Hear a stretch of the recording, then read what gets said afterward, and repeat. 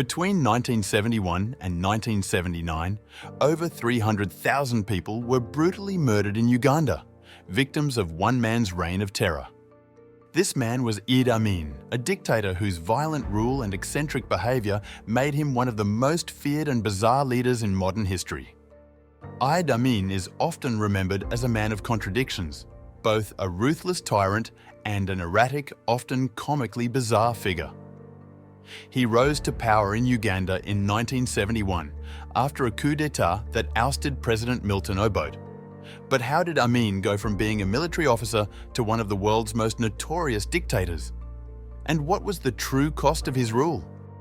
Uganda, at the time, was struggling with political instability and ethnic tensions.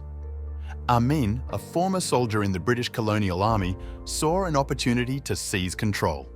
And once in power, he ruled with an iron fist, turning Uganda into a personal playground of terror and violence. Under Idi Amin's rule, Uganda descended into chaos. Human rights abuses were rampant, with Amin's secret police, the State Research Bureau, carrying out mass executions, torture, and disappearances. Anyone suspected of opposing him, politicians, academics, journalists, even civilians, were brutally murdered. An estimated 300,000 people were killed during his reign. Entire ethnic groups, like the Akoli and Lango people, were targeted. Economic policies crumbled under his leadership, and the once thriving nation fell into economic collapse and international isolation. But what made Amin even more terrifying was his bizarre behaviour. Born in 1925, he had a humble background and joined the British Army, rising through the ranks during Uganda's colonial period. His military career was marked by brutality, something that would define his rule.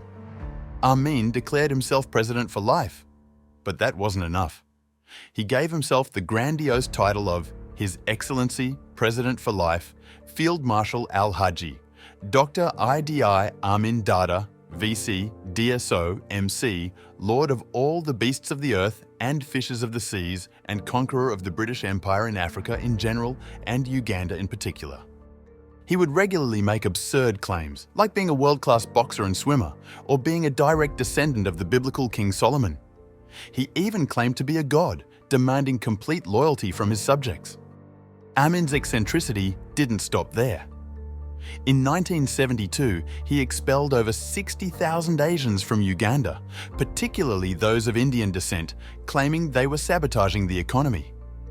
This decision led to economic disaster, as the businesses and infrastructure once run by the Asian community collapsed under inexperienced replacements. The turning point in Amin's rule came in 1978. His forces invaded neighbouring Tanzania in a bid to expand Uganda's territory. This would prove to be a fatal mistake. Tanzania, under President Julius Nyerere, fought back with support from Ugandan exiles, and by 1979, Amin's forces were overwhelmed. Idi Amin fled to Libya and later Saudi Arabia, where he lived in exile until his death in 2003. His brutal regime had come to an end, but the scars he left on Uganda were deep. Uganda's recovery from Amin's rule was long and painful. The economic devastation and deep social divisions caused by his dictatorship left the country reeling for decades. Today, while Uganda has made strides, the memory of Amin's rule continues to cast a long shadow. Amin's bizarre life and brutal rule serve as a reminder of how unchecked power and extreme violence can devastate an entire nation. His impact on history is undeniable, but it is one that Uganda and the world would prefer never to repeat. What do you think of Idi Amin's rule? Do you believe his legacy still affects Uganda today? Let us know your thoughts in the comments below. And if you're interested in learning more about history's most infamous dictators, check out our next video on the rise and fall of tyrants throughout history.